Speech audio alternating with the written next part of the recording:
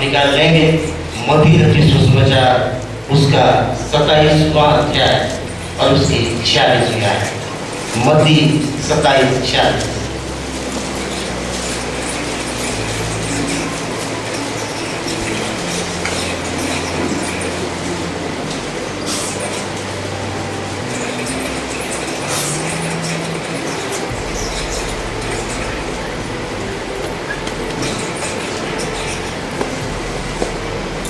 से पढ़ेंगे।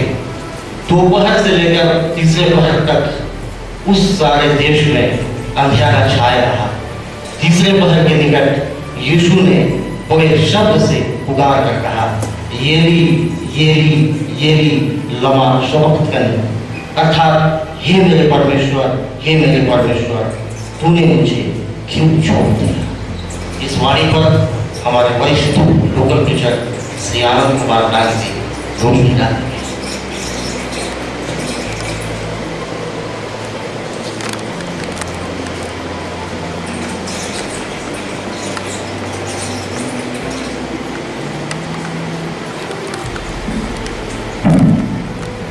आप सबको जय मसीह की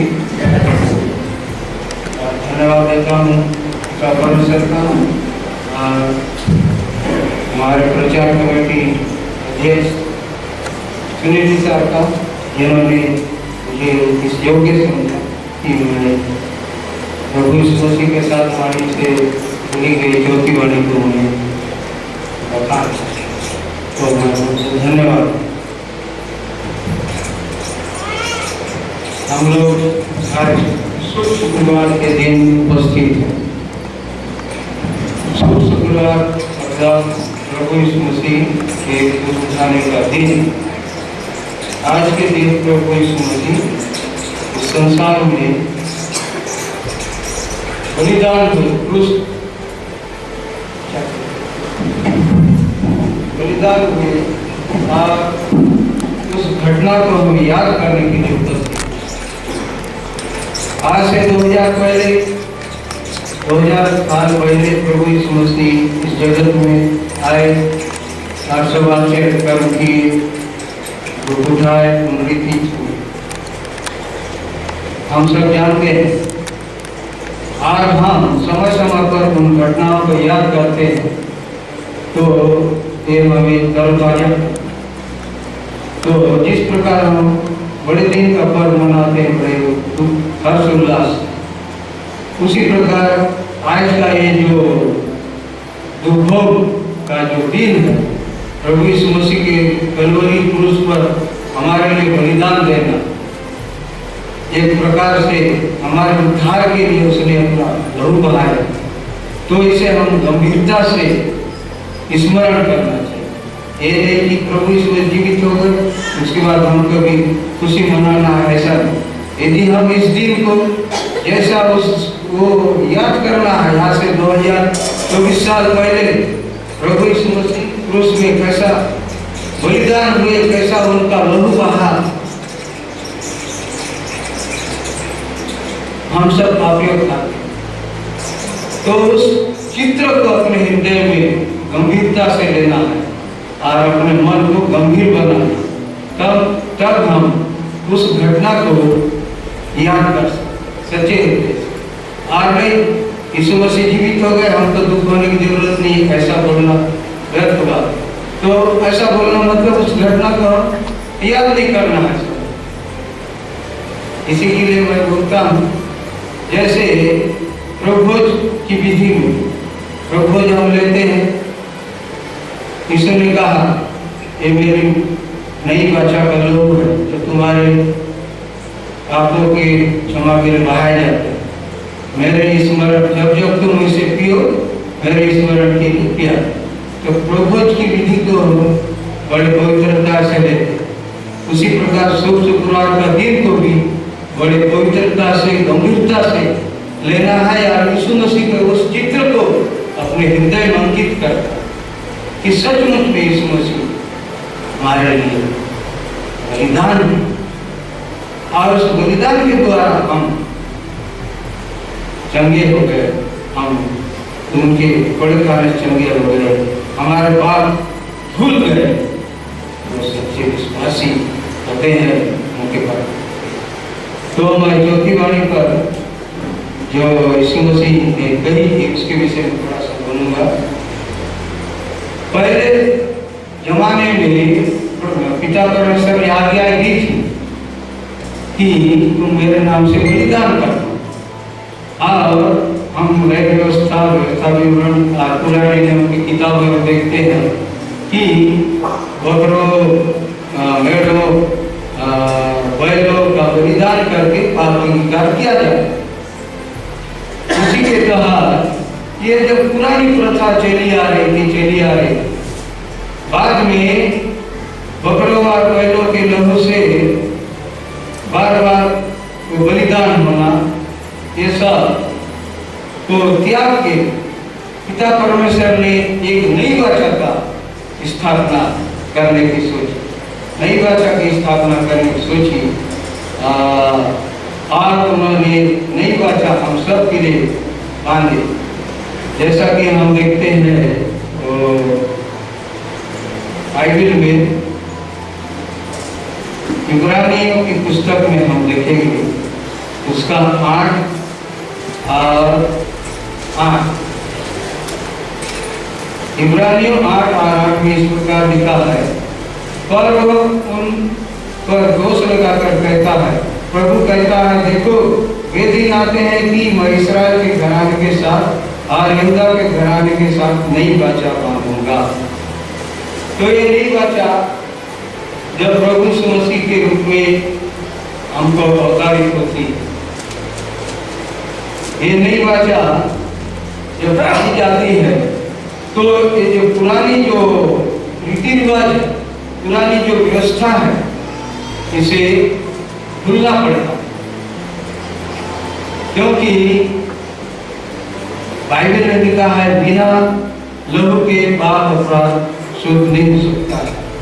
तो ये सब हम पढ़ेंगे नहीं, जैसा कि नई व्यवस्था में भी लिखा हुआ है कि जो लहू से ही पाप अपराध पाप क्षमा होता है। तो उसी के अनुसार हम देखते हैं प्रभु यीशु मसीह का आने का जो उद्देश्य है, इब्रानियों 10:5 से 7 में इस प्रकार लिखा हुआ है, मैं पढ़ते जाऊंगा। इस कारण वो जगत में आते समय कहता है, बलिदान और भेंट तूने नहीं चाहिए, पर मेरे लिए एक देह तैयार है। होम बलि और पाप बलियों से तू प्रसन्न नहीं हुआ। तब मैंने कहा, देख मैं आ गया हूँ, पवित्र शास्त्र में मेरे विषय में लिखा हुआ है, ताकि हे परमेश्वर तेरी इच्छा पूरी करूं। तो ये प्रभु यीशु मसीह जब इस जगत में आते हैं, उनके लिए एक देह तैयार हुआ, पवित्र आत्मा से धारण की, और एक निष्कलंक मेमना बन के इस जगत में आए और हर एक के पापों के लिए, पापों के छुड़ौती के लिए वो बलिदान। क्योंकि बलिदान पहले बार बार याजक बलिदान करके उस वाचा के स्वरूप में और पवित्र स्थान में लहू लगाते, लेकिन प्रभु यीशु मसीह एक बार अपने लहू को बलिदान कर दिए, अपने संसार के गुनों के लिए क्रूस में चढ़ गए और लोगों के पापों के प्रायश्चित के लिए उन्होंने बलिदान किया। और ये जो लहू है प्रभु यीशु मसीह दिए परमेश्वर पिता, जैसे पहले याजक लोग लहू लेके पवित्र स्थान में जाते और लहू को लगाते, परमेश्वर उन्हें ग्रहण करते, इसी प्रकार प्रभु यीशु मसीह ने अपना लहू बहा करके, निष्कलंक लहू बहा करके सारे संसार के लोगों के पाप के लिए ये लहू को परमेश्वर के सामने याजक के रूप में प्रस्तुत किया। और ये लहू जब प्रभु परमेश्वर को ग्रहण हुआ तो हमारे पाप शुद्ध हुआ। अब चौथी वाणी में लिखा गया है कि प्रभु यीशु मसीह जब इस जगत में रहे तो कहते थे पिता और मैं एक है, जिसने मुझे देखा है उसने पिता को देखा और मुझ में होकर पिता कार्य करता है।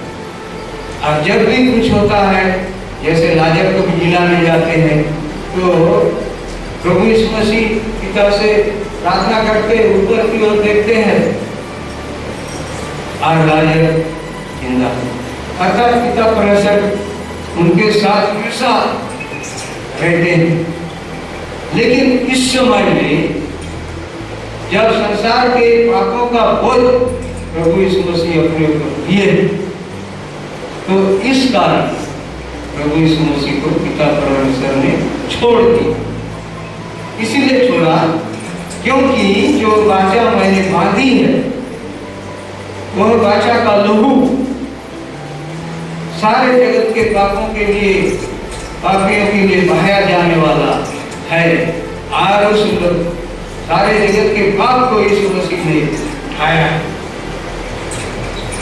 यदि प्रभु यीशु मसीह के साथ पिता रहे थे तो पाप क्षमा नहीं होता। इस कारण परमेश्वर पिता ने उन्हें छोड़ दिया कि ये जो प्रायश्चित है इस जगत में, जो यीशु मसीह जिस उद्देश्य से आए वो उद्देश्य पूरा नई वाचा जो मैंने बांधी है वो नई वाचा पूरी।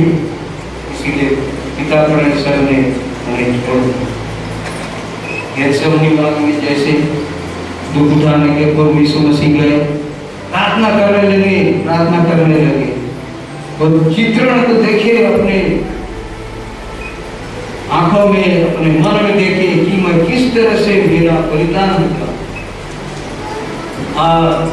देख करके उनको ऐसा कल्पना हो गई, ये जो कटोरा मैं पी रहा हूँ बड़ा दुखदाई है।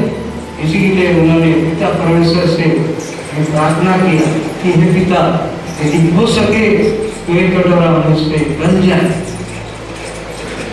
लेकिन प्रभु उसमें से फिर बोलते कि मेरी इच्छा नहीं, आपकी इच्छा पूरी। इस तरह से जो पाप का जो प्याला है, पाप का जो बोझ है, आज यीशु मसीह उठाए और क्रूस पर मैदान में अपना लहू बहा करके लोगों के लिए प्रायश्चित कर रहे हैं। तो ये प्रायश्चित के द्वारा नई वाचा पूरी होती है। तो हम देखते हैं कि यीशु मसीह का इस जगत में आना एक नई वाचा को पूरा करना। ऐसा भविष्य पुस्तक में भी जैसा लिखा हुआ भविष्यवाणी की गई कि ऐसा 53 में जैसा 4 से 6 में लिखा गया है कि उसने अपने सारे जगत के लोगों के अधर्म का भार अपने ऊपर उठा लिया और बलिदान हो गया। उसका चेहरा बेढंग का हो गया, सब छोड़ के चले गए, लेकिन वो अकेला कि अधर्म के बोझ का भार को उठा। तो नई वाचा को प्रभु यीशु मसीह पूरी कर रहे हैं। अपना लहू बहाने के लिए, संसार के पाप को उठाने के लिए जो पिता परमेश्वर से जो संबंध था वह टूट जाता, क्योंकि नई वाचा इसमें यीशु मसीह के लहू द्वारा पूरी होती है। हम लोग अपना एक वचन पढ़ेंगे, इब्रानियों 9:15 तो पढ़ देंगे।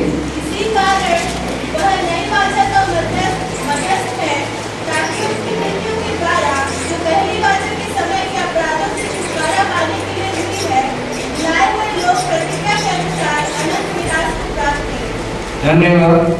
तो ये पुरानी वाचा को छोड़ दिए, जो बलिदान जो पहले नियम में, पुराने नियम में होता था, वो बलिदान अब नहीं किया जाएगा, वरन यीशु मसीह सबके लिए प्रायश्चित कर दिए उनके लहू से आए नई वाचा स्थापित।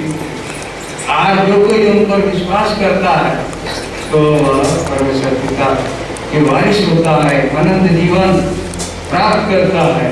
इसलिए प्रभु यीशु मसीह जब ये संसार के लोगों का भार को उठा रहे थे, इस कारण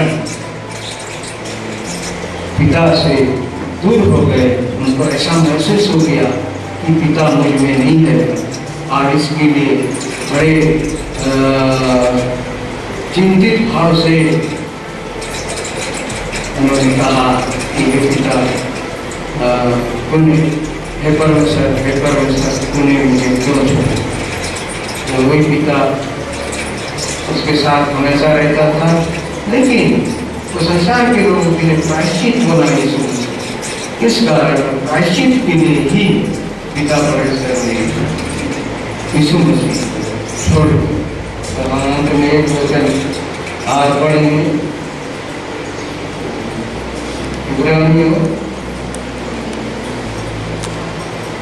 10:12। परंतु यह व्यक्ति के पापों के बदले एक ही बलिदान सर्वदा के लिए चढ़ाकर परमेश्वर की दाहिने जा बैठा। धन्यवाद। तो ये नई वाचा पूरी होती है। एक ही बलिदान हो गया, प्रभु यीशु मसीह का लहू बहा और वह जीवित होके परमेश्वर के दाहिने आ गए। तो प्रिय भाई और बहनों, यीशु मसीह जब जगत का पाप हुआ दिखा रहे हैं, गंभीरता पूर्वक सारे संसार के लोगों का पापों का प्रायश्चित कर रहे हैं, तो परमेश्वर उस पाप से घृणा करता। इसी के लिए प्रभु यीशु मसीह को थोड़ी देर के लिए छोड़ देते हैं, ताकि ये जो प्रतिज्ञा मैंने की है वो पूरी नई वाचा का शुरुआत हो सके। तो यही तक मैं अपना वाणी बोलता हूँ। परमेश्वर हम सबको आशीष दे। छोटी सी प्रार्थना करें। धन्यवाद पिता परमेश्वर, आपकी करुणा और दया। इस जगत में प्रभु यीशु मसीह को आपने भेजा, हम सब पापियों के लिए उन्होंने प्रायश्चित किया और आपसे दूर हो गए हमारे पापों खाते, लेकिन आपने उन्हें पुनः शुद्धि दिया और नई वाचा स्थापित की। हम हृदय से धन्यवाद दें। हम यीशु पर विश्वास करें और अपने जीवन को शुद्ध और पवित्र करें। धन्यवाद हो प्रभु। खुदा यीशु मसीह आपके सुंदर बलिदान के लिए जो आपने हम सारे संसार के लोगों के लिए दिए। धन्यवाद। हम साथ साथ रहिए, सारे पाप अपराध बुराई को क्षमा की सारी बातों में धन्यवाद देते हैं। हमारे विनती उद्धार करता है, इसमें से नाम से मांगते हैं। धन्यवाद।